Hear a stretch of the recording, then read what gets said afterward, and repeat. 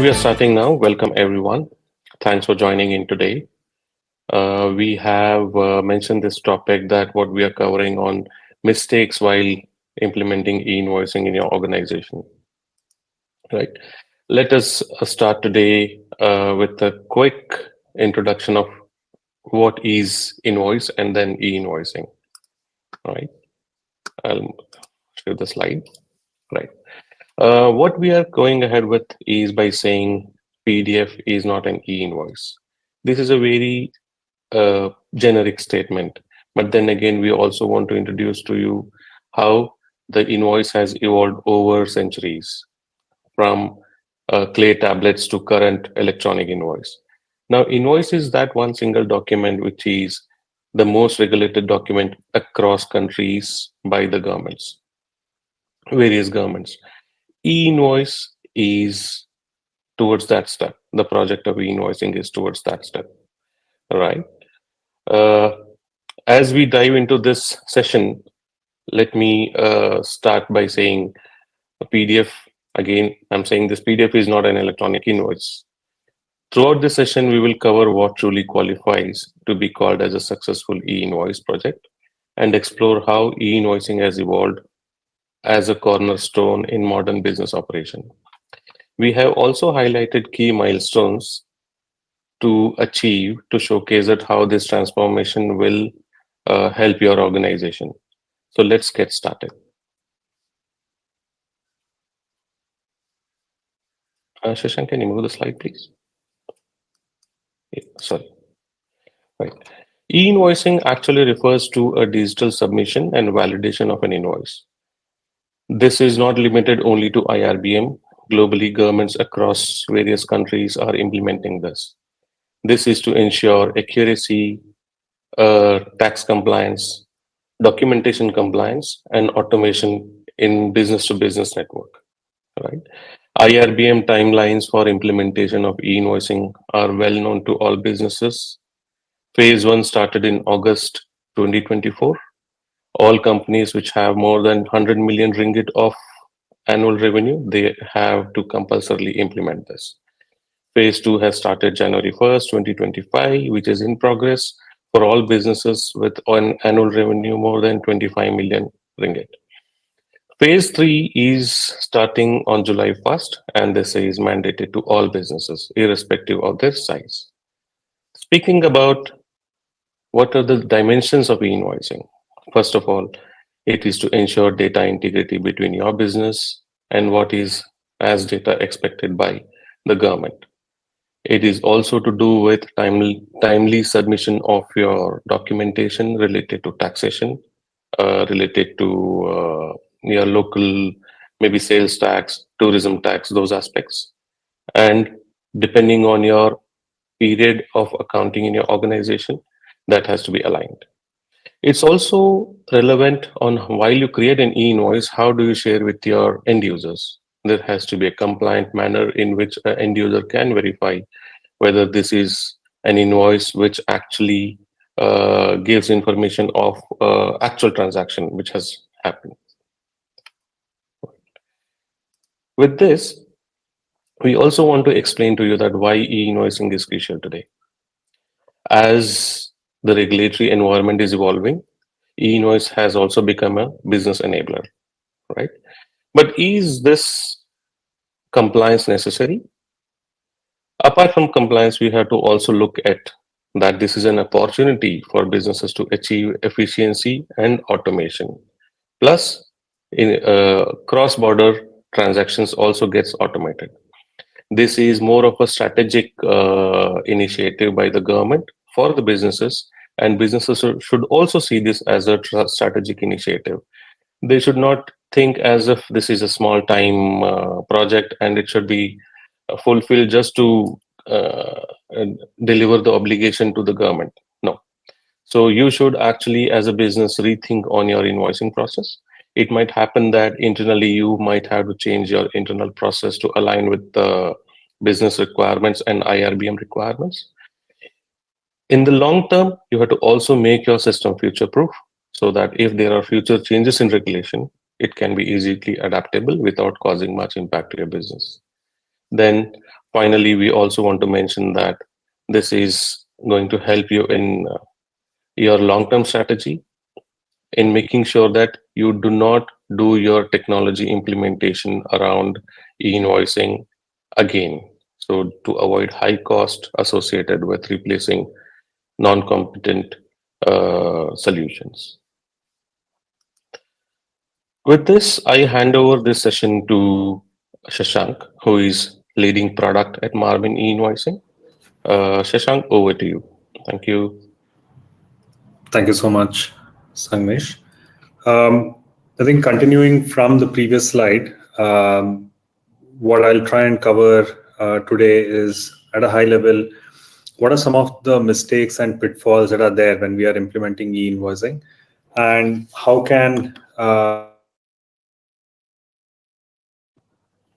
so how can businesses essentially avoid this by being aware of these pitfalls. I think the most important bit is underestimating the long-term importance of e-invoicing. Now, what we need to understand is e-invoicing is here to stay, right? It's not a one-time implementation. It is going to change how you do your accounting, how you essentially invoice your buyers, and this will bring about certain changes in the processes and internal team structures as well. Now, IRBM did announce e-invoicing way back in 2023. Now, how many businesses have really paid attention to that, assessed what e-invoicing means to them, what are their internal processes, skills, resources, and how many businesses have actually planned for implementation of e-invoicing? I think most businesses try and kick this e-invoicing implementation to the last moment possible when mandate really kicks in, and that could essentially cause issues in the way e-invoicing is done. So firstly, failing to plan will essentially cover or obscure some of the gaps that are already there in the current business and processes.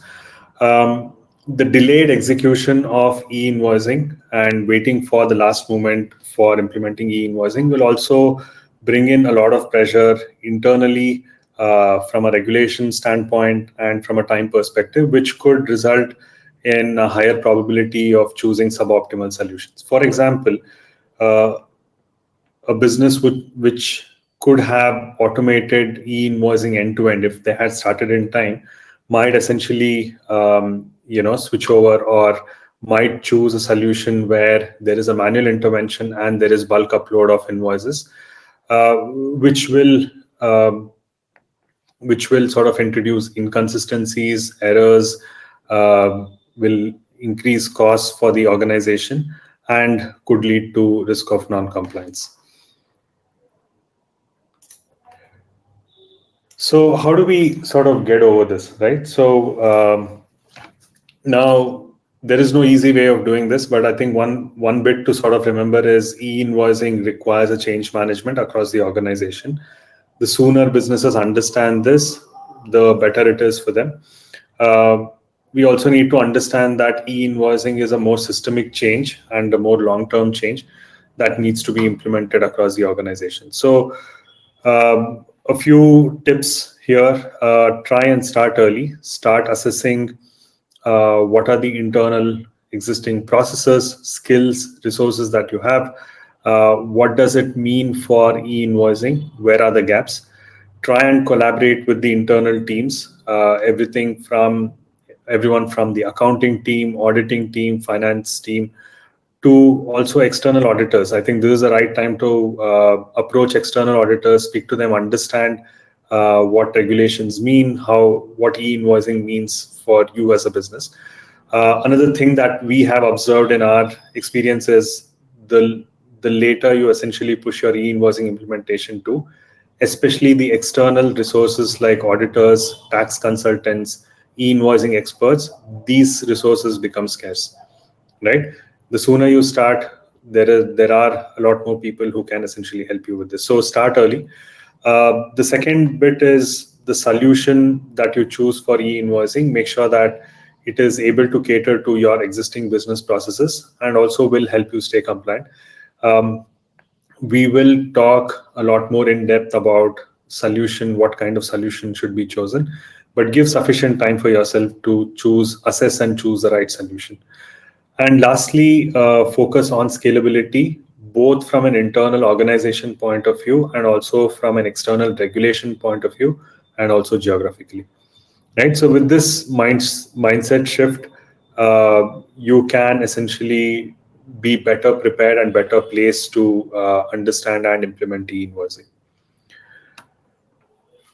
So the next bit is, again, continuing from the previous thing where I spoke about why solution is important. One of the common assumptions is that regulations will stay static. Now, phase one in Malaysia, we went live on August 1st. But even from August 1st, there have been almost 3 changes to the SDK, right? Now, regulations constantly evolve, regulations are updated. It could be evolution in terms of how the e-invoice is formatted, generated, and submitted to IRBM, or it could be the regulations themselves, the rules around e-invoicing themselves. So it becomes very important to understand that what we have today as regulations for e-invoicing, that will essentially get updated tomorrow, right? Also, one thing is, in our experience, in Middle East and some of the other countries where we are providing the invoicing services, even after 3-4 years, we see that the regulations are getting updated, right? So it's important to understand that staying abreast of these changes helps. Now, delay in terms of getting compliant or staying up to date with these regulatory changes or updates can essentially lead to non-compliance, because you might be submitting invoices that are not completely compliant with IRBM standards or expectations. This lack of flexibility or lack of the ability to stay up to date will essentially cause operational inefficiencies, because now you will have to put in people to try and track how the invoices are getting created. If everything is up to date, all the regulations are being met, and so on, right? So choosing the right solution becomes very important. At the end of the day, it will not only lead to operational inefficiencies and obviously increase in cost, but it could also lead to challenges in global expansion. For example, you might be based out of Malaysia, a business might be based out of Malaysia, but it might be dealing with customers in Europe. Now, if your solution is not able to cater to GDPR or PEPAL requirements, then you won't be able to transact seamlessly with customers in Europe, right? So it's important that that is also taken care and kept in mind. Now, how do we essentially get over it, or how do we resolve this, right?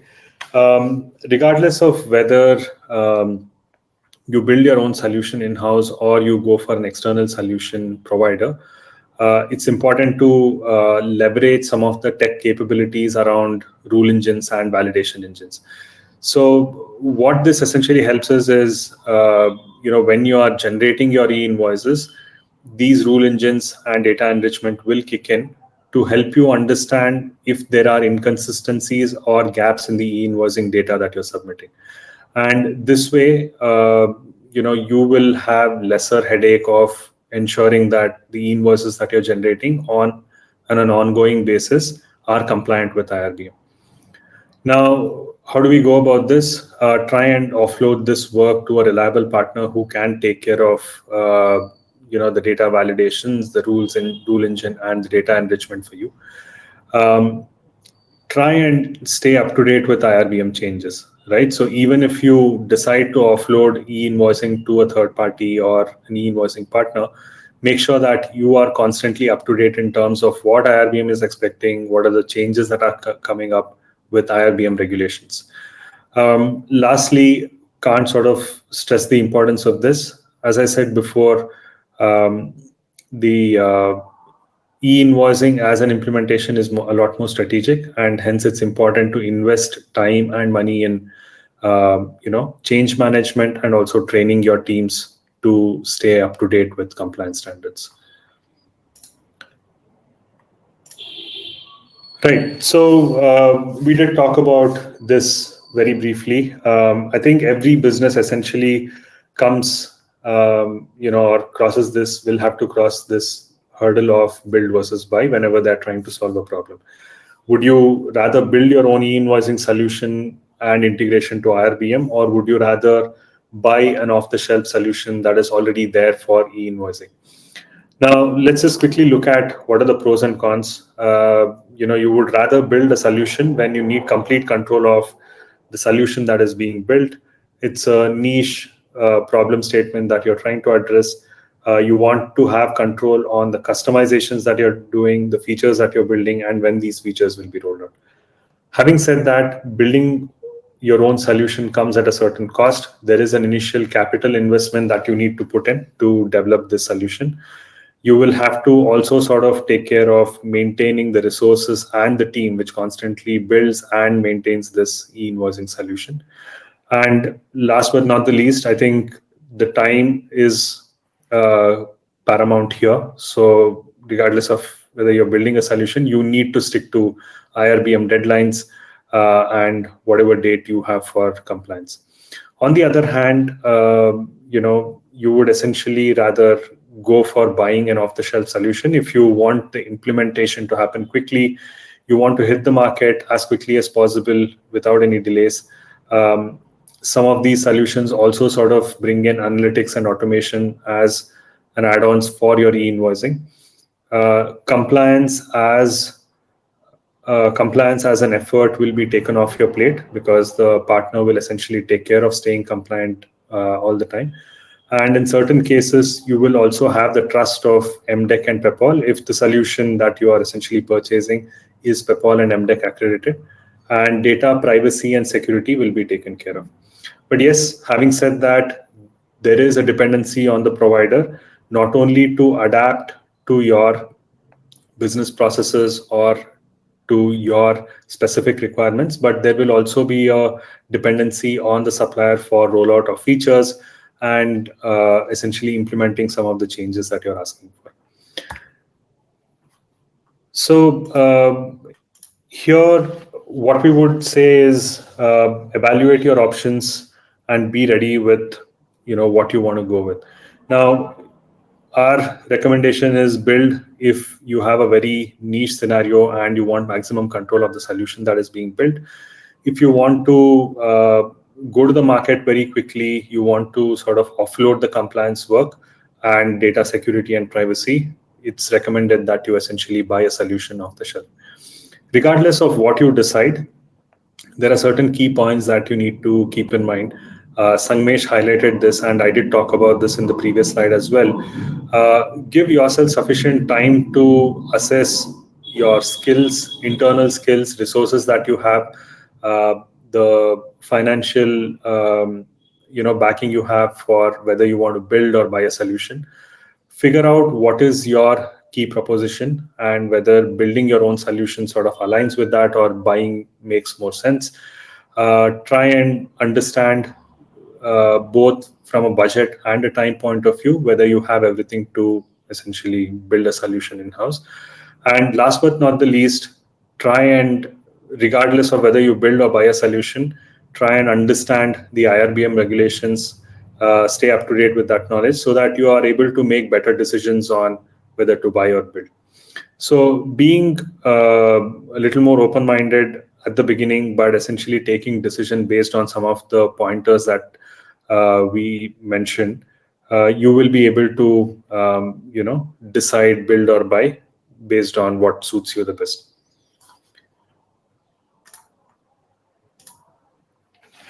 Right. Now coming to a topic which is commonly ignored, but it's a very, very key part of e-invoicing is the quality of the master data that you have, right? Now, when the quality of the master data is poor, then integration or implementation of e-invoicing becomes really, really challenging. For example, your vendor IDs are not in place, the addresses are not proper, it's not in the right format that IRBM expects, then there are a lot of obviously errors that are introduced, but there are also chances of your invoices getting rejected not only by IRBM, but also by your buyers, right? Uh, this can lead to compliance challenges, risk of non-compliance, warnings from IRBM, penalties from IRBM. So we can't stress upon the importance of having a good quality master data, right? Now, if the master data is poor and you still have to do the e-invoicing, then businesses try and replace this or try to make up for this by having a manual intervention where there is a person checking the e-invoices, reconciling e-invoices, submitting e-invoices. So all of this, essentially snowballs. There are inefficiencies in the system. Costs of maintaining this e-invoicing process and system also goes up, right? Now, as the organization grows, the quality or the bad quality data and the problems with the data also sort of scale along with that. So scaling becomes a problem. This sort of becomes a bottleneck because you can no longer automate e-invoicing. So you can't essentially scale at the pace that you were expecting before. Now, while this might not be straightforward and a one-time action, definitely we need to understand that data is a cornerstone for e-invoicing. Try and before implementing e-invoicing, try and assess the data that you have, understand where are the gaps in your data, especially around the IDs of buyers, vendors, addresses. Try and assess where the gaps are. Make sure that these data points essentially use the IRBM standardized data structures, right? Now, once you've cleaned up this data, try and use a solution or build a solution which is constantly able to give you feedback on the quality of the data, the missing gaps in the data, so that you're constantly fixing these data points. And once you have implemented e-invoicing, have regular audits to try and assess the gaps and fix the gaps for the master data wherever possible. So a couple of points here. Try and understand the lineage of the data. So in your business, before you implement e-invoicing, try and understand where the data is coming from, so that you can essentially standardize the data according to what IRBM expects right there. The second point is, as I said, rule engine, validation engine, data enrichment. Leverage these tech capabilities so that you're not only issuing invoices which are compliant, but you're able to comply with IRBM in an ongoing fashion, right? And also sort of build reports into our e-invoicing platform, or try and leverage the reporting from your partner so that you constantly get an update on what are the missing data points and you can fix that. Last but not the least, one of the most ignored parts of e-invoicing, a lot of businesses think that this is not part of e-invoicing. Data security and privacy is one of the key pillars for e-invoicing. So businesses usually think the order in which they have to implement e-invoicing is customer trust, then comes compliance, and then comes data security. Please understand that especially compliance and data security need to go hand in hand. They are the pillars for your e-invoicing platform. And if these two are good, then customer trust will automatically come, right? So if your data security and privacy are not in place, if the best practices are not in place, then you are at a high risk of data breaches. Data breaches could mean that you are non-compliant from a data protection law point of view. I did mention EU before.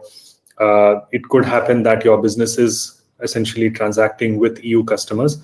Then GDPR essentially comes into picture, which means that even though you're in Malaysia, you're operating in Malaysia, you need to follow GDPR rules and regulations.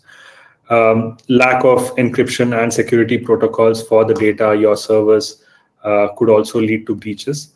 And it sort of goes without saying that if there are breaches, then there is not only a reputational damage, but it affects your growth, your relation with your customers, regulatory authorities, and so on. So the e-invoicing 101, we spoke about data quality, and private data privacy and security essentially form another pillar for e-invoicing. Regardless of whether you buy an e-invoicing solution or you build your own e-invoicing solution, please ensure that your data encryption is taken care. You have the right access controls in place so that people are able to access your data from uh, only the necessary people are able to access your data from the right location. Make sure that your infra, be it a cloud service provider like OCI, AWS, or your in-house hosting, they're reliable and scalable. And make sure that SOC 2, GDPR, ISO certificates are taken care. Again, if you're building your own solution, try and get these certificates. If you're planning to sort of buy an off-the-shelf solution, make sure that that particular solution provider has these certificates. So, in summary, try and be strategic about how you implement e-invoicing. Give it sufficient time. Plan this upfront. Make sure that data quality and data privacy and security are taken care from the beginning of e-invoicing, and always stay up to date in terms of the e-invoicing laws, regulations. Ensure that you understand where IRBM is heading towards, and you are up to date in terms of the new updates that are coming in, be it in terms of rules and regulations or the SDK updates. Right. So with this, I'll hand this over back to Sangmesh. Sangmesh, over to you. Thank you, Shashank. Shashank has given if enough emphasis on these 5 points, but I'll still reiterate. So the 5 mistakes which businesses should avoid while doing an e-invoicing implementation is: first, assuming this to be a short-term project. No, this is a strategic project. Second, assuming that the regulations will remain static. No, they'll be ever evolving and keep changing, right? Assuming or delaying the decision between buying or building. There has to be enough insight from your organization into this subject to make sure that you take proper decision in time for a successful e-invoicing project. The fourth one is emphasis on correct master data, accurate master data, so that the integration should not face any hurdles or there are no challenges in integration with IRBM or your businesses. And the final aspect of security of your systems, including cyber security and in-house security. So that has to be emphasized. With this, I would like to showcase some case studies of our projects done with our customers. There are some examples here. If you want more details on these, we are happy to share that. First is of a global multinational customer who had localization challenges. Now, a multinational organization might be running one central system around the globe, but how do they incorporate sudden or evolving changes of e-invoicing regulation for the local market? Okay. In this organization, this centralized ERP had central master data maintenance. How to make sure that this master data, which is managed by a central team globally, is catering to the local master data requirement of e-invoicing regulation. So we had a long conversation around how they should build, what should be the change procedures, what should be who will be the stakeholders in managing this, and they went live successfully with this for their local implementation. Second example is of a retail giant who is big enough to have numerous stores, but because of the size itself, they have stores at that place where internet connectivity is weak. So we had developed offline e-invoicing mechanism in which invoices are generated in a compliant manner. And whenever the internet connection is established, the sync happens automatically with required compliance by the local authority. Third example is of a $120 million group, which has 7 subsidiaries in the same region, same country.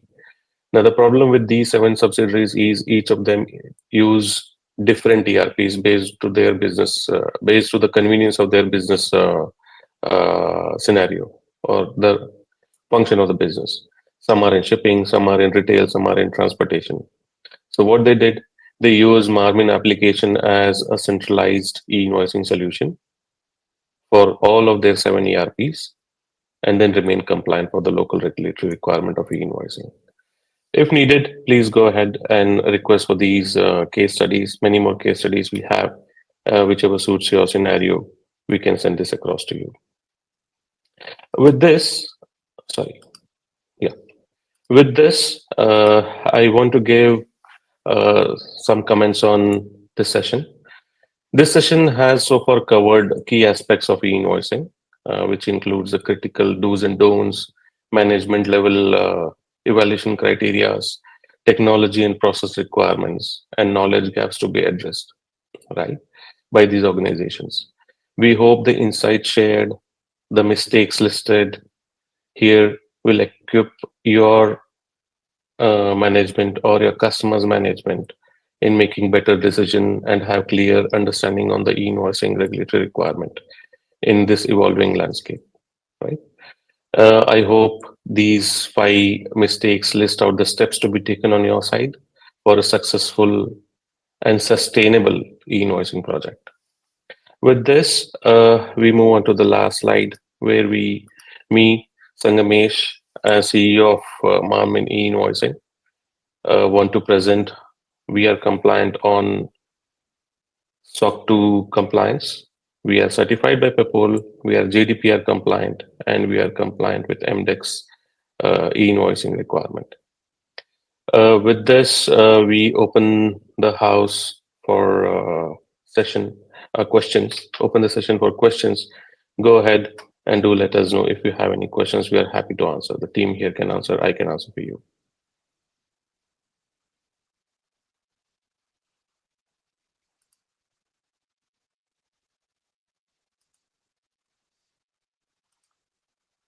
You can post your questions in chat, or if you want to come online and speak, we can unmute your mic.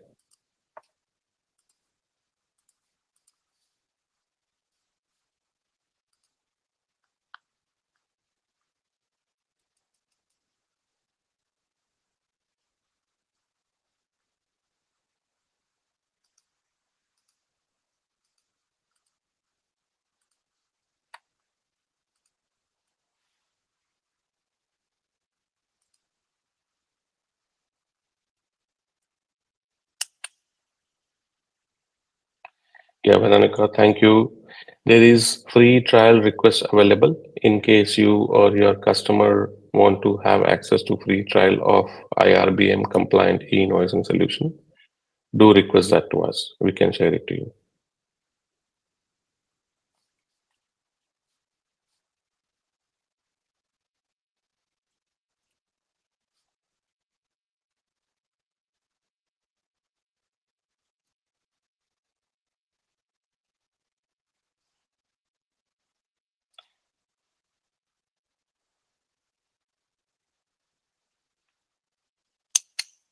There is one question from Vaishnavi which says, which channels are available for e-invoicing? Can you please elaborate what do you mean by channels? Are you speaking on the protocols?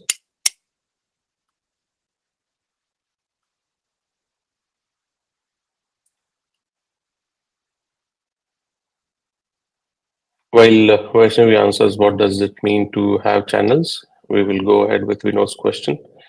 Vinod's question is, where will the data be stored? I understand Marmin is hosted on AWS. Will the client get flexibility to choose cloud provider? There are 3 aspects to this. Where will the data be stored? We are in favor of data localization.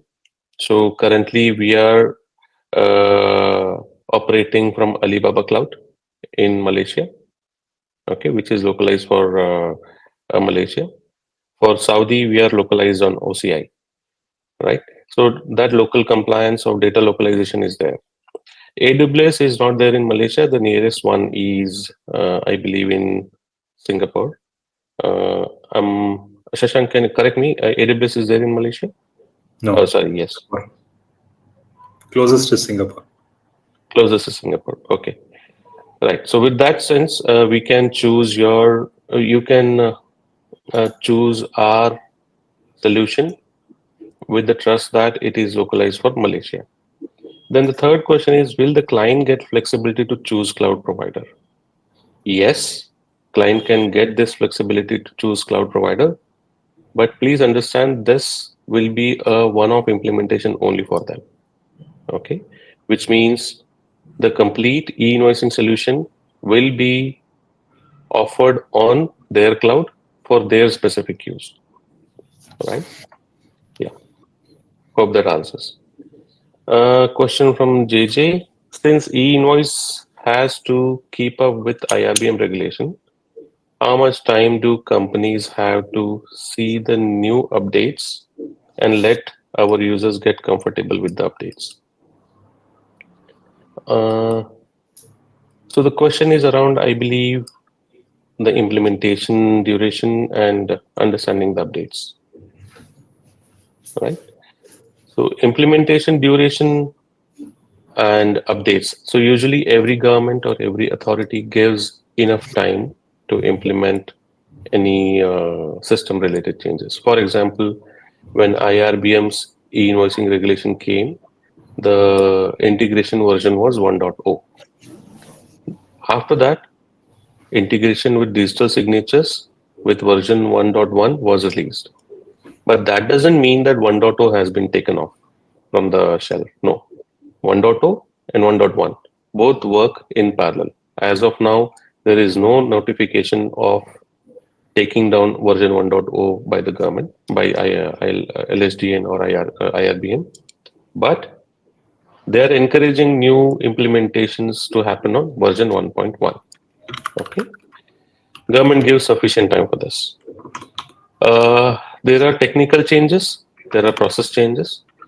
Process changes are fairly frozen, but for example, recent update of December 2024 was about exposing new integration point where businesses can search and validate the TIN numbers of the customers or the businesses, right?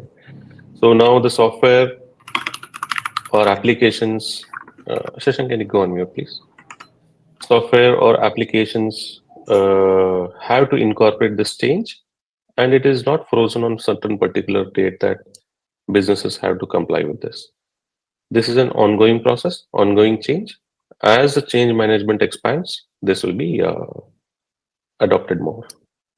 I hope that answers, JJ.